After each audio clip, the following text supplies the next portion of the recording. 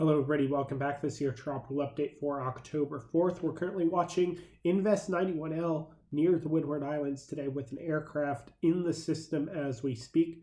Also Invest 92L with a high chance formation, both systems with a high chance formation. 91L, as I mentioned, nearing the Windward Islands today. 92L located just west of the Azores and will be making its way into the Atlantic. Here's the impact map. You see Nicaragua and Honduras now highlighted in addition to the same areas as yesterday.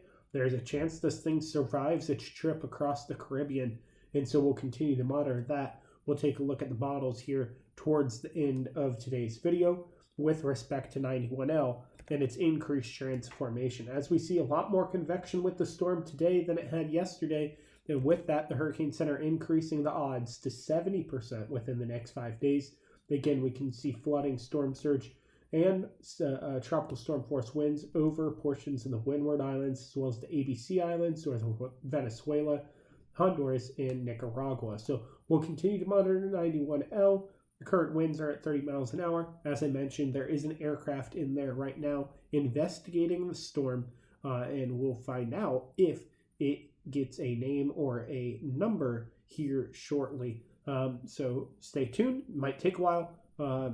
Might happen today, might happen tomorrow, might not happen at all. So a lot of question marks still there. 92L also with a decent amount of convection today.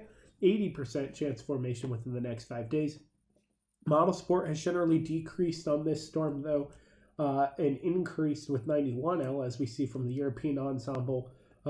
There's only two things within the next week in the Atlantic. It's 91L and 92L, making its way out to sea, which is good. Only a few of the ensembles developing that, and 91L with a lot more support today than it had yesterday, making its way towards Honduras and Nicaragua. And so we'll continue to monitor 91L very carefully as the GFS shows a similar story, a little impulse agreement on 92L developing.